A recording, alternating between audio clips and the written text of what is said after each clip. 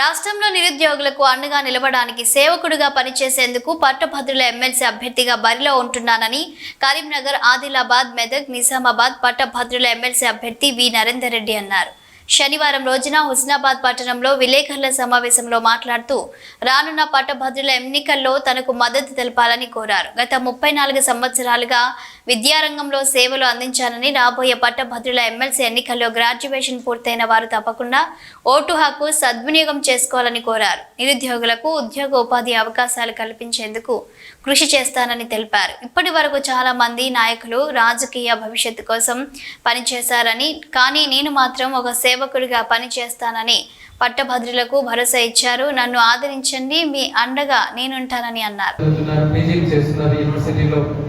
ఉద్యోగాల వేటలో మరి డబుల్ పీజీ చేస్తున్నారు. ఎందుకంటే యూనివర్సిటీని వదిలితే ప్రిపరేషన్ కష్టం అవుతుంది. మరి జాబ్ వచ్చేదాకా చదువులు కొనసాగిస్తూనే ఉన్నారు. పిహెచ్డీలు చేస్తున్నారు, డబుల్ పిహెచ్డీలు చేస్తున్నారు. డాక్టరేట్లు పొందిన వారు కూడా మరి ఇవాళ హైదరాబాద్లో నిరుద్యోగులుగా ఇంకా నిరీక్షణ జరుపుతున్నారు. మరి ఇంకొక వైపు చూసుకున్నట్లయితే ఎక్కడ చూసినా కూడా ఖాళీలు ఉన్నాయి.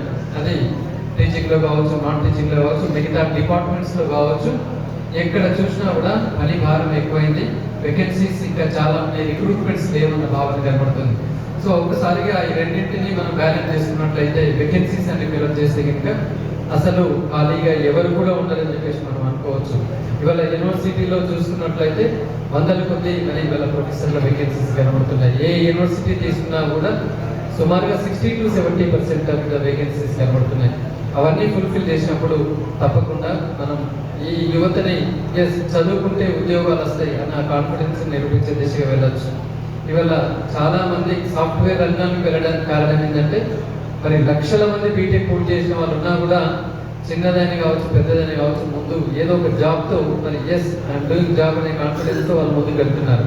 అట్లాగే ఇవాళ మరి ఎంబీబీఎస్ డాక్టర్ అనే రంగంలో కూడా డాక్టర్లు తక్కువ ఎక్కువ తర్వాత హైలీ క్వాలిఫైడ్ ఈ పక్కన పెట్టిన ప్రతి డాక్టర్ కూడా I completed my doctorate, so నేను నా కాలం నిలబడిన ధైర్యం ఉంటుంది.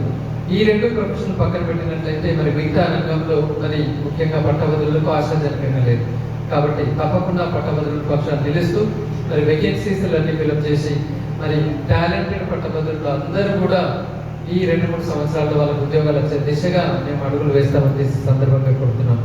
మరి అంతేకాకుండా ఇవల్ల మరి న్యాయవాదులకు సమస్యలు ఉన్నాయి, డాక్టర్లకు సమస్యలు ఉన్నాయి, అలాగే ప్రైవేట్ విద్యా సంస్థలకు సమస్యలు ఉన్నాయి, అట్లాగే గవర్నమెంట్ ఉపాధ్యాయులకు కూడా సమస్యలు ఉన్నాయి, తర్వాత గవర్నమెంట్ ఎంప్లాయీస్కి కూడా సమస్యలు ఉన్నాయి. వీటన్నింటినీ మరి చిత్తశుద్ధితో మరి తప్పకుండా వాటి సాధన గురించి నేను ప్రయత్నం చేస్తానని చెప్పేసి సందర్భంగా కోరుతున్నాను. ఇవాళ ప్రమోషన్ ఛానల్స్ ప్రతి స్టేజ్లో ఆగి ఉన్నాయి. మరి ఇవాళ ప్రైవేట్ విద్యా సంస్థల్లో సకాలంలో ఫీజు రీఎంబర్స్మెంట్ లేక కూడా మరి నానా ఇబ్బంది పడుతున్న కేసులు మనం చూస్తూనే ఉన్నాం. ఇంకా విద్యారంగంలో కూడా మనం ఇంకా భారతదేశంలోనే మనం ఇంకా మనం ముందుకు వెళ్లాల్సింది.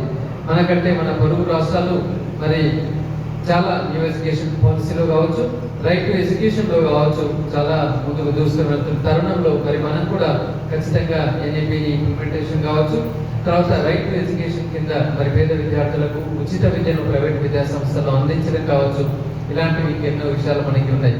అంతేకాకుండా ఈవెన్ ప్రైవేట్ విద్యా సంస్థల్లో పనిచేస్తున్న మరి అధ్యాపకులకు, ఉపాధ్యాయులకు కూడా హెల్త్ కార్డ్స్ కావాలన్న డిమాండ్ చాలా రోజుల నుంచి అది అలాగే ఉంది.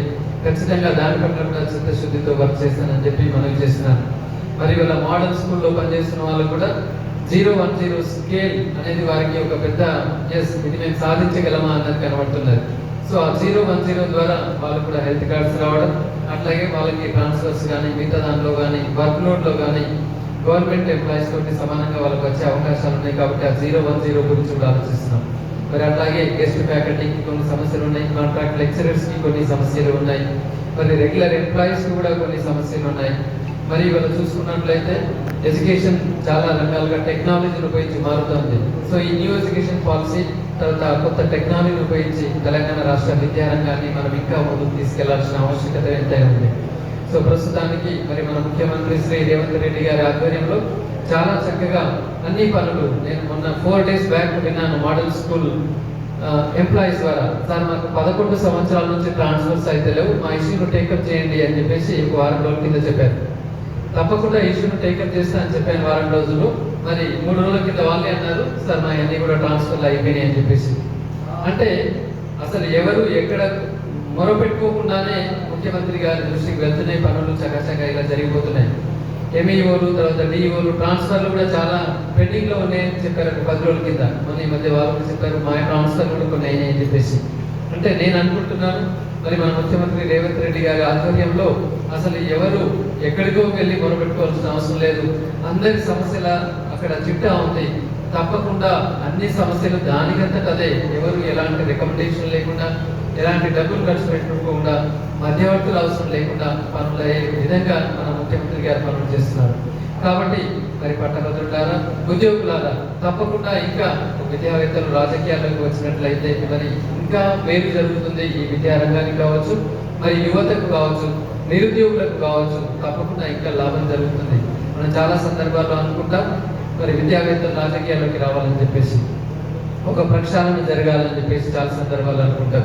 కాబట్టి మిత్రులారా, మరి తప్పకుండా ఒక విద్యావేత్తనైన నేను రాబోయే రోజుల్లో రాజకీయంగా మరి నిష్పక్షపాతంగా ఉంటానని చెప్పేసి, మరి ఎలాంటి ప్రభుత్వం నుంచి వచ్చే 1 రూపాయిని కూడా నేను వాడాను, అది పేద విద్యార్థులకి కేటాయిస్తానని చెప్తూ మరి ఎలాంటి ఆర్భాంతాలు అట్టహాసాలు లేకుండా ఒక సింప్లిసిటీగా రాజకీయ జీవితాన్ని కొనసాగిస్తూ మా విద్యా సంస్థల్లో ఉన్న మా పిల్లలని ఎంప్లాయీస్ కూడా అదే రకంగా మరి తెలంగాణ విద్యారంగంలో ఇంకా మనం ముందుకు వెళ్ళే విధంగా అటు విద్యా సంస్థలు ఇటు రాజకీయం రెండింటిని సమతుల్యంగా తీసుకెళ్తూ మరి అందరికీ అందుబాటులో ఉంటూ ప్రజా సేవలో ఉంటానని చెప్పేసి సందర్భంగా కోరుతున్నాను.